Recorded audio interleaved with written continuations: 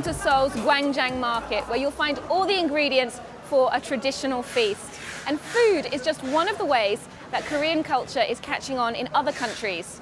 This is a great place to come and try local cuisine, but perhaps not if you're feeling squeamish.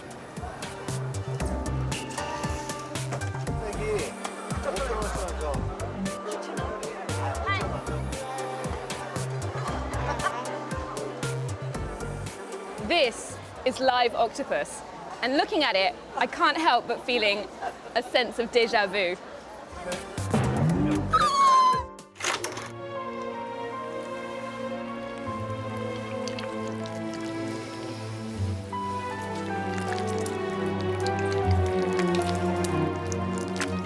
It's one of the most famous scenes from modern Asian cinema, featured in Park Chan-Wook's film Old Boy. The multi-award-winning director brought Korean films to a wider international audience, and he's representative of a thriving industry where the local talent rivals the best of Hollywood. Along to the front. Nice to meet you. Oh, 저기, nice to meet you too. Do you want to go to right now? Ki-duk was the first Korean director to pick up Best Film prizes at the three major European festivals, Cannes, Berlin and Venice, where his film Pietà won the Golden Lion in 2012. His latest release is The Net, and some of it takes place right here in Myeongdong.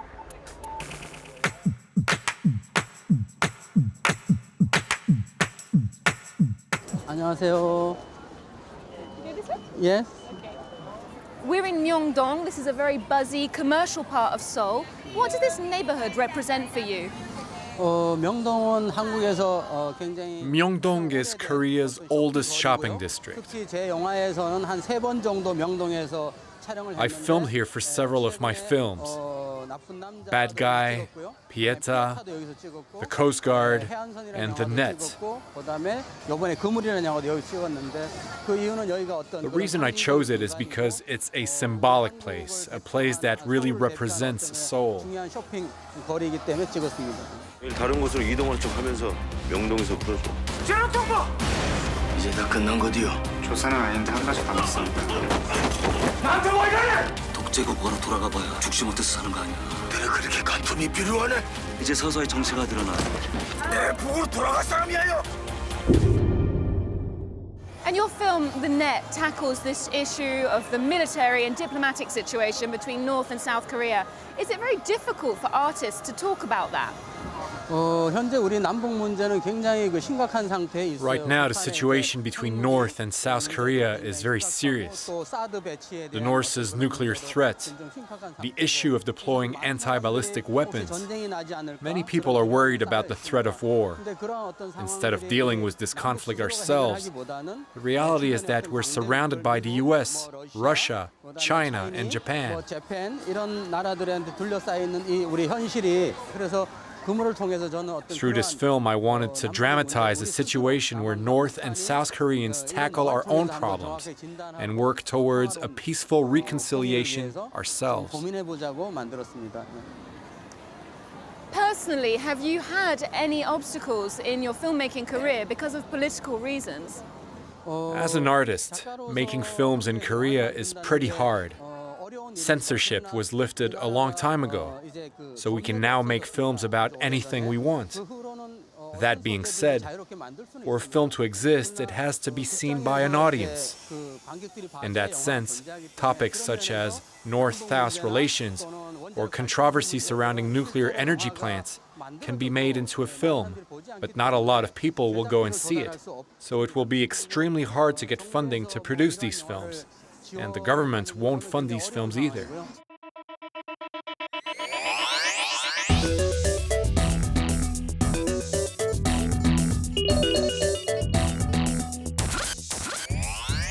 Kim Ki-duk, today you're a very recognized, prolific director here in Korea. How did you get into cinema?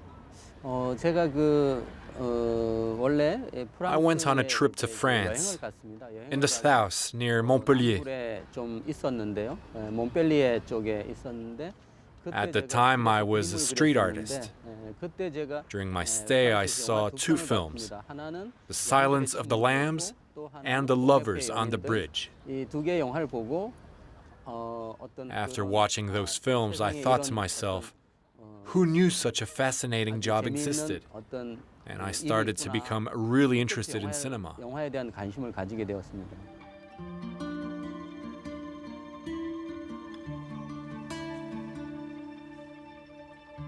حبت رياح الحب في بالي تهديني سلام الحبيب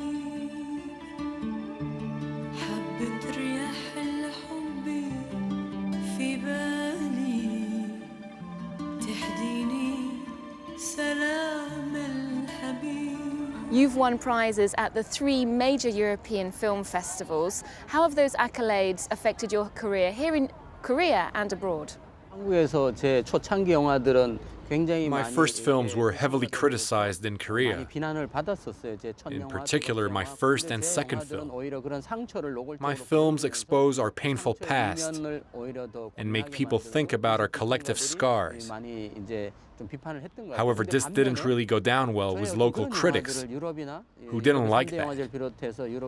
On the other hand, in Europe, my films have been really well received by big film festivals and by independent movie lovers.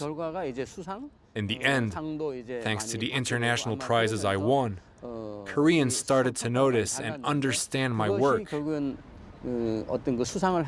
If there were no film festivals in Europe, I think I would have just remained a misunderstood director forever.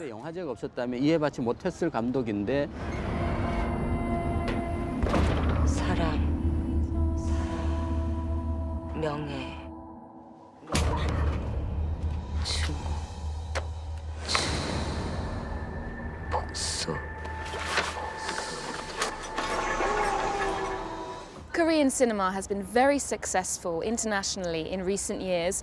Why do you think that is? 예, 한국 영화가 이제 주목을 받기 시작한 게 제 생각에는 I think Korean cinema received a lot of attention from the end of the 90s up until the year 2000s, even as recently as 2010. 굉장히 주목을 많이 받았다고 저는 생각합니다. 이제 그 안에는 Aside from myself, Park Chan-wook, Lee Chang-dong, Hong Sang-soo, Kim Ji-woon, and Bong Joon-ho are all directors with extremely independent minds who emerged during this period. These directors could make films that were so different from those of the past because censorship was lifted in Korea. We were free to tell the stories we couldn't tell before and make real films with real topics. How do you see the Korean cinema industry developing in the future? What direction do you think it's going in? Personally, I think that Korea's film industry is comparable to Hollywood. So many people come and see it. And in terms of viewers in relation to the size of the population, having 10 million people watching your film is a huge number. But these films are the typical commercial ones, not necessarily the ones that will end up at film festivals. On the other hand, it's becoming harder for people like myself to make artistic and independent films. These films are disappearing. So in some way, the market is becoming bigger, but there is less of chance that there will be a new Ki-duk or a future Park Chan-wook or Bong Joon-ho. The future is not so bright for us. 고향으로 돌아온 거에 축하합니다.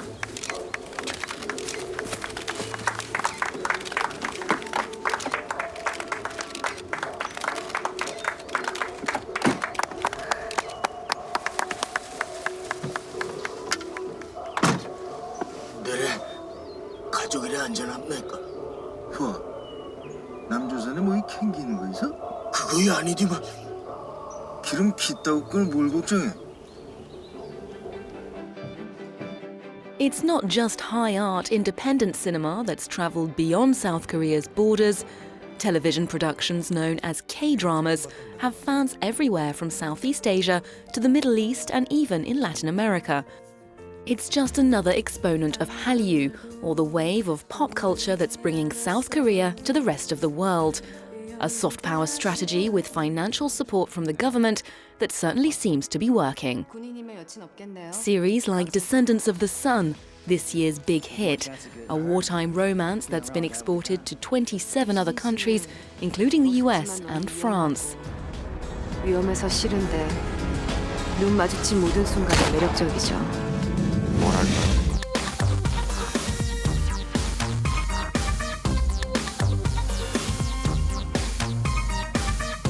We headed outside of Seoul to see one of them shooting on location.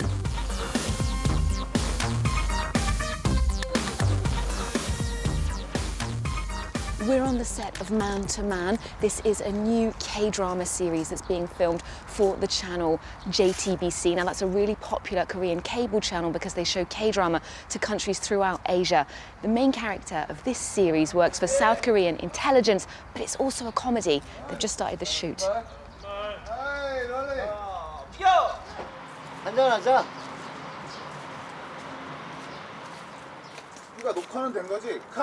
Jung Man-sik started his career in cinema.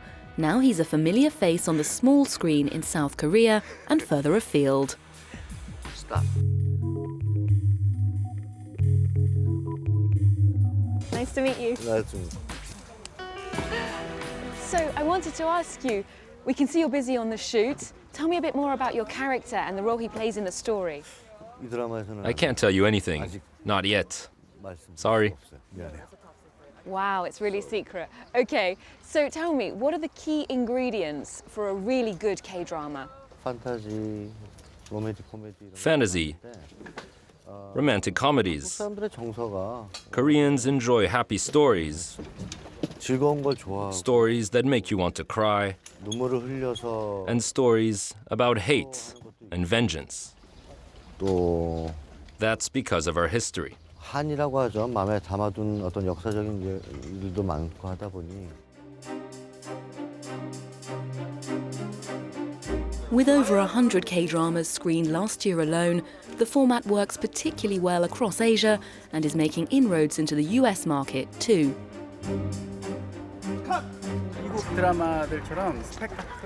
American TV shows are flashy and spectacular, but ours are more based on emotions and universal feelings.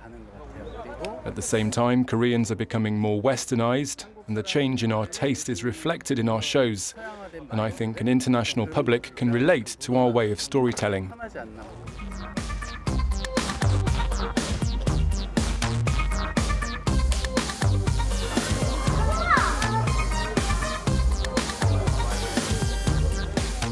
And this scene takes place in a kindergarten where apparently the villain of the story makes an appearance. They're shooting now.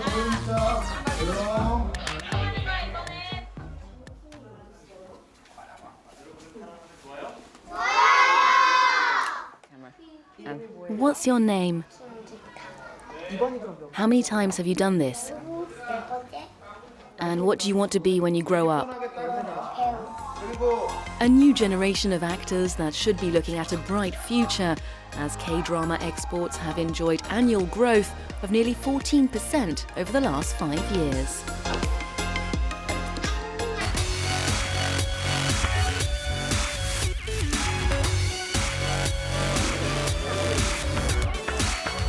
Korea is at the cutting edge of virtual reality, and immersive experiences like these could be the very next wave of Hallyu, or pop culture, headed our way.